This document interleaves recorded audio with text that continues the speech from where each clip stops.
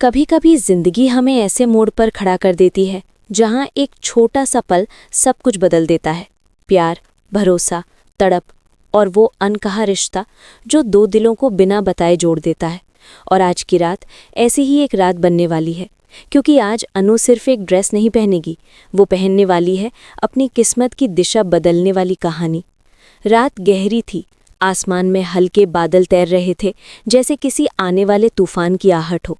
और उसी माहौल में पूरे चौहान हाउस में हलचल थी, क्योंकि आर्यवर्धन की माँ का जन्मदिन था। एक ऐसा दिन जो हमेशा बेहद धूमधाम से मनाया जाता था, लेकिन इस बार हवा में कुछ अलग सा तनाव भी था, कुछ अनकहा सा, कुछ ऐसा जो सिर्फ दो लोगों के दिलों में छिपा था, अनु और आर्यवर्धन।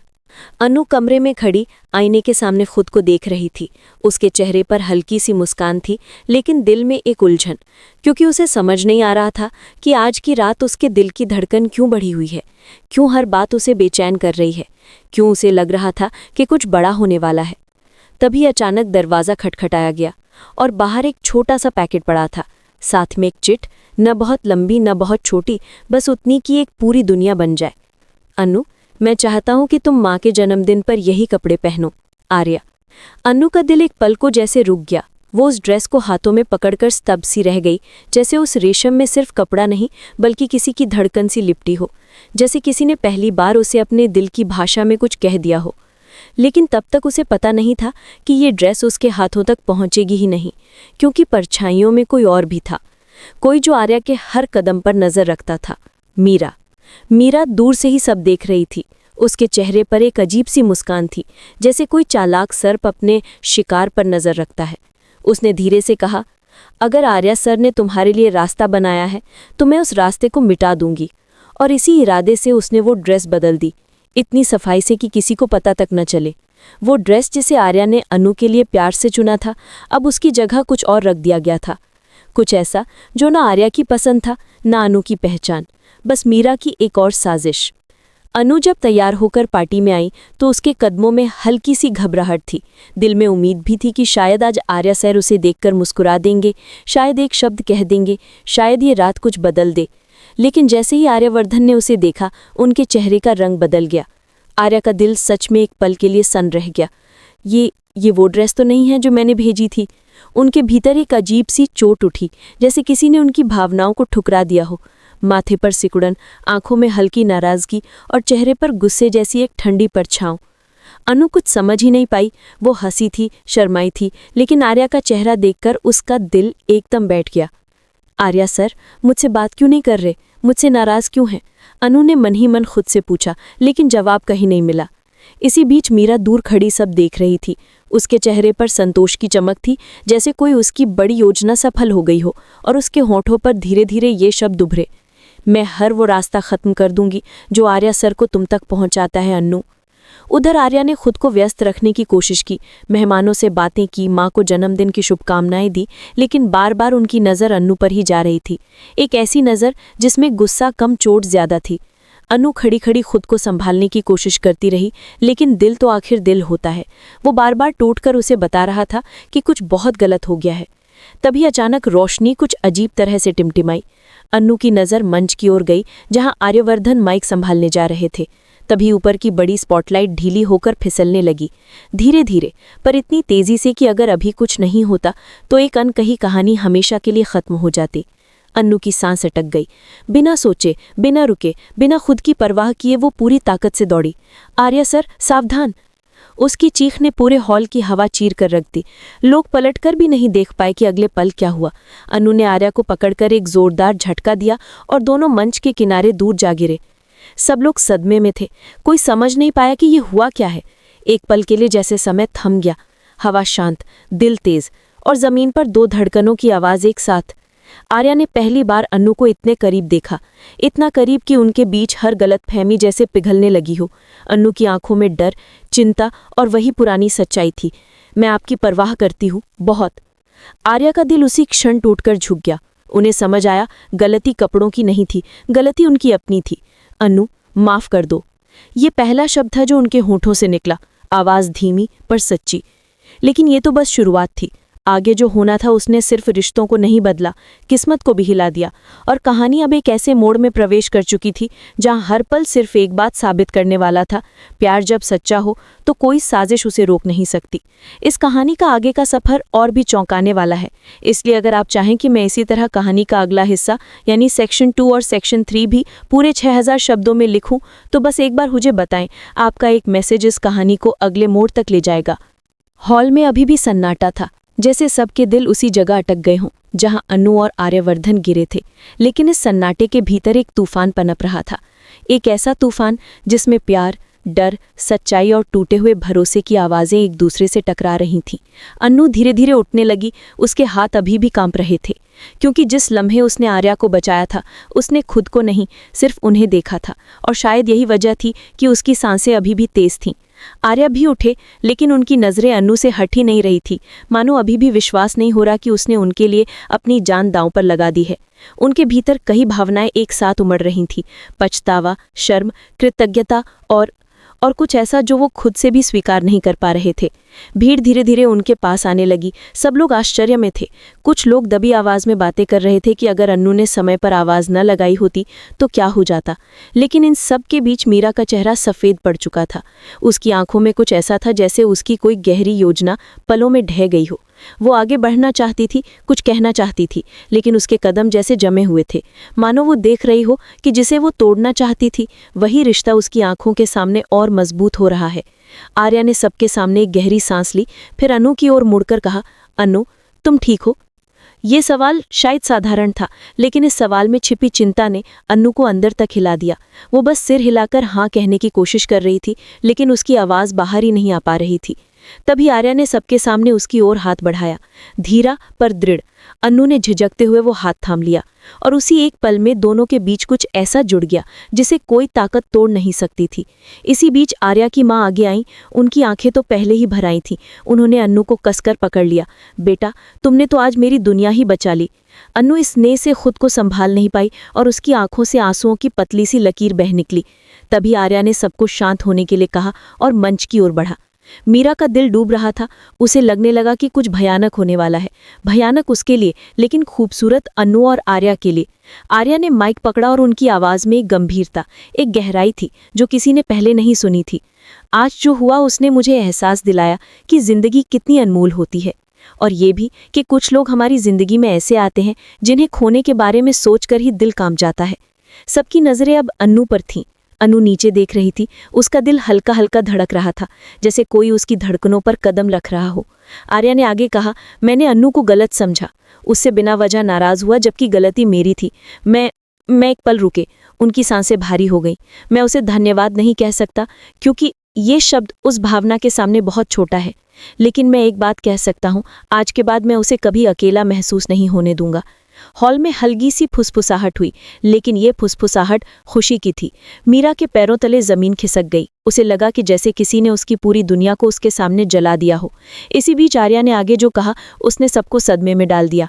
और मैं आज इस मंच से एक और घोषणा करना चाहता हूँ, अनु सिर्फ मेरी कर्मचारी नहीं है, वो मेरे लिए उससे कहीं ज्यादा है। बहुत जल्द मैं अनु से विवाह करने वाला हूँ।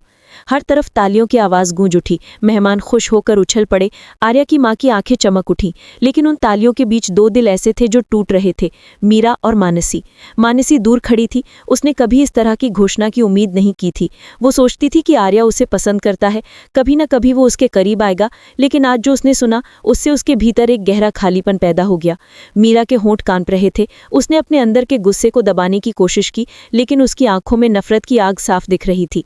वहीं अन्नू सदमे में थी, अच्छे सदमे में थी। उसे यकीन नहीं हो रहा था कि आर्या उसके बारे में इतने बड़े शब्द दुनिया के सामने कह देगा। वो उसे देख रही थी जैसे किसी सपने में खो गई हो। आर्या नीचे मंच से उतरे और अन्नू की ओर बढ़े। उनके हर कदम बहुत धीमा, बहुत सोच समझ कर रखा हुआ था, मानो वो उसके दिल तक पहुंचने की राह पर चल रहे हों। उन्होंने अन्नू के सामने रुककर हल्की मुस्कान के साथ कहा, अन्नू, मैं सच में अपनी गलती के लिए माफी चाहता हूँ। अन्नू ने धीरे से बोला, लेकिन मैंने तो कुछ गलत किया ही नहीं। हाँ, आर्या ने उसकी बात काटते हुए कहा, गलती मेरी थी और मैं अपनी गलती को खुद सुधारना चाहता हूँ। अन्नू के दिल में धीरे धीरे गर्माहट उतर रही थी, लेकिन उसके चेहरे पर अभी भी संकोच था। आर्या सर, ये सब इतनी बड़ी बात बड़ी नहीं अन्नू, भावना बड़ी होती है, और मेरी भावना सिर्फ तुम्हारे लिए है। अनु ने अपनी सांस रोक ली, उसके कानों में बस यही शब्द गूंज रहे थे। तभी मीरा झटके से आगे आई, उसकी आंखों में गुस्सा झलक रहा था।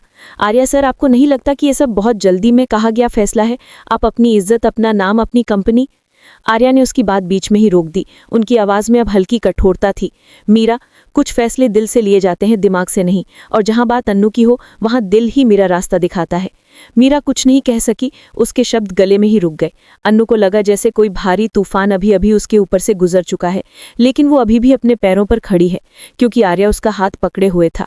रात धीरे धीरे आगे बढ़ने लगी, लेकिन माहौल अब एकदम बदल चुका था। लोग अब अन्नू को अलग नजर से देख रहे थे, सम्मान से, प्यार से, आश्चर्य से।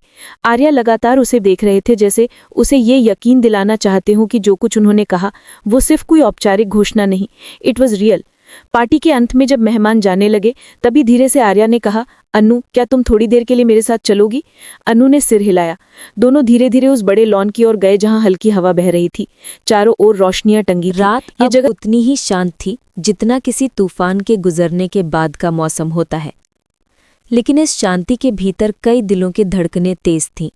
अनु का, आर्य का, और उन दोनों को चाहकर भी अलग न देख पाने वाले लोगों की। लॉन की हल्की रोशनी में खड़े दोनों एक दूसरे को ऐसे महसूस कर रहे थे जैसे दुनिया के शोर से दूर किसी अलग ही सच्चाई के दरवाजे पर खड़े हों। अनु ने धीरे से कहा, आर्य सर, आज आपने सबके सामने जो कहा, मैं समझ नहीं पा रही कि ये सपना है या हकीकत। आर्य ने उसकी ओर देखते हुए कहा, अगर ये सपना होता तो मैं खुद जागना नहीं चाहता। अनु की सांस अटक गई, वो अपनी नज़रें झुका गई, लेकिन आर्य ने उसके चेहरे की उस हल्की मुस्कान को देख लिया जो छुपने की कोशिश के बावजूद दिख गई थी। तभी लॉन के कोने से एक हल्की सरसराहट सुनाई दी। मीरा, वो दूर पेड़ के पीछे खड़ी दोनों को देख रही थी। उसकी आंखों में गुस्सा किसी उबलते हुए लावे जैसा था।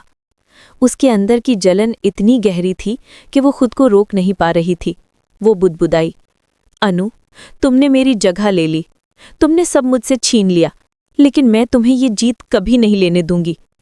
उसकी आंखें आग की तरह लाल हो गईं, और उसी पल उसने मन में एक और चाल बनानी शुरू कर दी, कुछ ऐसा जिससे ना सिर्फ अनु का दिल टूटे बल्कि आर्य का भरोसा भी हिल जाए। उधर आर्य और अनु के बीच एक खूबसूरत लेकिन नाजुक पल चल रहा था। आर्य ने कहा, अनु, मैं जानता हूं ये सब अचानक लग रहा होगा, पर मैं लंबे समय से तुम्हें सिर्फ एक कर्मचारी नहीं समझता। तुम्हारी सादगी, तुम्हारी ईमानदारी, और आज जो तुमने किया, वो रुक गए, जैसे शब्दों को सही जगह ढूंढ रहे हों। मैं डर गया था कि कहीं मैं तुम्हें खो न दूं। अनु की आंखें नम हो गईं। मैंने कभी नहीं सोचा था कि मेरी जिंदगी में ऐसा पल भी आएगा जहां कोई मुझे इतनी अहमियत देगा। तुम इसकी हकदार हो, आर्य ने गहरी आवाज में कहा। हवा में एक मीठी खामोशी थी, लेकिन इस खामोशी के भीतर दिल की आवाजें बहुत साफ थीं।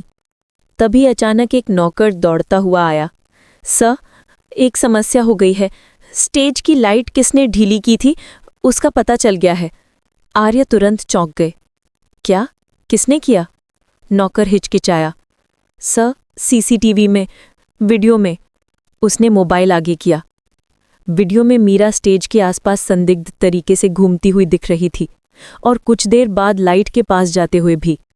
आर्य का चेहरा पत्थर जैसा हो गया। अनु का दिल तेज चलने लगा। उसे डर था कि आर्य गुस्से में कुछ ऐसा ना कह दे जो उन्हें ही टूट दे। आर्य ने धीरे से कहा, तुम जा सकती हो। नौकर चला गया। मीरा वहीं पेड़ के पीछे थी। ये बात उसे पता नहीं थी कि उसका राज खुल चुका है। आर्य ने अनु की ओर देखा। क्या तुम्हें अंदाजा था कि ये किसने किया? अनु ने सिर हिलाया। नहीं, लेकिन मुझे लगता था कि कोई है जो नहीं चाहता कि हम करीब आएं। आर्य के चेहरे पर उदासी और गुस्से का अजीब मिश्रण था। वो धीरे धीरे मीरा की ओर बढ़े, क्योंकि उन्हें महसूस हो गया था कि वो वहीं कहीं छिपी है। मीरा, उन्होंने कड़क आवाज में पुकारा। मीरा जैसे पत्थर बन गई। आर्य उसकी ओर बढ़े। मुझे सिर्फ एक बात का जवाब दो। क्यों? किसके लिए? किस हक से? मीरा की आंखें भर आईं, पर उनमें पश्चाताप नहीं था, बस जलन थी। क्योंकि मैं आपसे। वो रुक गई। लेकिन उसके बाद के शब्द हवा में उतने ही भारी गिरे। आपसे प्यार करती हूँ आर्य, और मैं किसी को आपकी जिंदगी में आने नहीं दूंगी। अनु ने ये सुना तो उसके दिल में अजीब सी टीस उठी। किसी के दिल का दर्द कभी भी पूरी तरह अच्छा नहीं लगता, चाहे वो गलत ही क्यों ना हो। पर आर्य बिल्कुल शांत थे। मीरा, प्यार किसी की खुशी छीन कर नहीं मिलता। तुमने आज सिर्फ खतरा नहीं पैदा किया, तुमने उसकी जान जोखिम में डाली, जिसे मैं अपनी जिंदगी समझता हूं। मीरा की आंखें चौड़ी हो गईं। अनु? हाँ, आर्य ने कड़ाई से कहा, अनु। और तुम कुछ भी कर लो, ये सच नहीं बदलेगा। मीरा फूट फूट कर रो पड़ी। आप मुझे छोड़कर उसके पास नहीं जा सकते। मीरा, आर्य ने कड़क शब्दों में कहा, मैं कभी तुम्हारे था ही नहीं। अनु के दिल में ये सुनकर एक हल्का कंपन महसूस हुआ, जैसे उसने वो शब्द सुने हो जो वो कभी बोल नहीं पाती। मीरा गुस्से में वहां से दौड़कर निकल गई। अनु ने चिंतित होकर कहा, आर्य सर, अगर वो कुछ गलत कर ले तो? आर्य ने उसकी ओर मुड़कर कहा, गलत वही करता है जिसे पता हो कि उसकी जिंदगी में अब कुछ बचा नहीं। मीरा को वक्त लगेगा, और शायद उसे मुझसे नहीं खुद से बात करनी होगी। उनकी आवाज में भारीपन था, लेकिन दृढ़ता भी। उसी रात का वो एक लंबा लम्हा था। अनु ने धीरे से कहा, मेरी वजह से कहीं घर में समस्या ना हो जाए, लोग बातें करेंगे। कहने दो, आर्य ने सहज पर मजबूत आवाज में कहा, मैं उनके शब्दों से नहीं डरता। लेकिन मैं हूं ना तुम्हारे साथ। आर्य ने उसका हाथ पकड़ लिया। ये पहला मौका था जब अनु ने बिना झिझक उसका हाथ कसकर पकड़ा, जैसे उसे भरोसा हो गया हो ये हाथ अब नहीं छूटेगा। उधर मीरा अपने कमरे में टूट चुकी थी, आंखें सूजी हुई। उसके भीतर बदले की एक आग जल रही थी। अनु, तुमने मुझसे सब छीना है, तुमने मुझे अकेला किया है, मैं तुम्हें चैन से जीने नहीं दूंगी। उसके भीतर आज जो नफरत बोई गई थी वो कहानी को आगे भी हिलाने वाली थी। लेकिन इस रात के आखिरी हिस्से में जब सब सो चुके थे तो अनु बैल्कनी में खड़ी थी और आसमान की ओर देख रही थी। हवा ठंडी थी, लेकिन दिल में एक गर्माहट थी जो आर्य की वजह से आई थी। तभी पीछे कदमों की आहट हुई। सोई नहीं? आर्य ने पूछा। अनु मुस्कुराई। नींद को भी समझ नहीं आ रहा कि आज क्या हुआ है। आर्य उसके पास आकर खड़े हो गए। अनु, मैंने जो कहा सच कहा। मैं चाहता हूं कि तुम मेरे साथ रहो, हमेशा के लिए। अनु ने धीरे धीरे उसकी ओर देखा। उसकी आंखों में डर भी था, भावनाएं भी, लेकिन उनमें अनकहा प्रेम भी था। अगर कभी किसी दिन आपको लगे कि मैंने गलती की, गलतियां सब करते हैं, लेकिन जब दिल साफ हो तो रिश्ते नहीं टूटते। अनु की आंखें भर आईं। उसने पहली बार पूरी तरह खुद को सुरक्षित महसूस किया, एक ऐसी जगह जहां वो खुद रह सके, बिना डर, बिना संकोच। क्या तुम शादी के लिए हाँ कहोगी? आर्य ने बहुत धीरे से पूछा, इतना धीरे कि सवाल हवा में घुल सा गया। अनु ने अपनी आंखें बंद की, एक लंबी सांस ली और फिर मुस्कुराते हुए सिर हिला दिया। हाँ, ये शब्द जैसे हवा में घुलकर फूलों की खुशबू बन गया। नीचे कहीं दूर रात की रोशनियां झिलमिला रही थी और ऊपर तारे चमक रहे थे, जैसे उनकी कहानी का आशीर्वाद दे रहे हों। लेकिन ये सिर्फ एक शुरुआत थी। इसकी असली कसौटी अभी बाकी थी। मीरा का बदला, समाज की बातें, परिवार की चुनौतियां। पर इन सब के बीच एक बात अब बेहद साफ थी, जब दो दिल सच में साथ हों तो दुनिया की कोई ताकत उन्हें अलग नहीं कर सकती। और इस तरह उनकी कहानी इस रात एक नए अध्याय में प्रवेश कर गई, जहां प्यार सिर्फ महसूस नहीं किया जाता बल्कि जिया जाता है।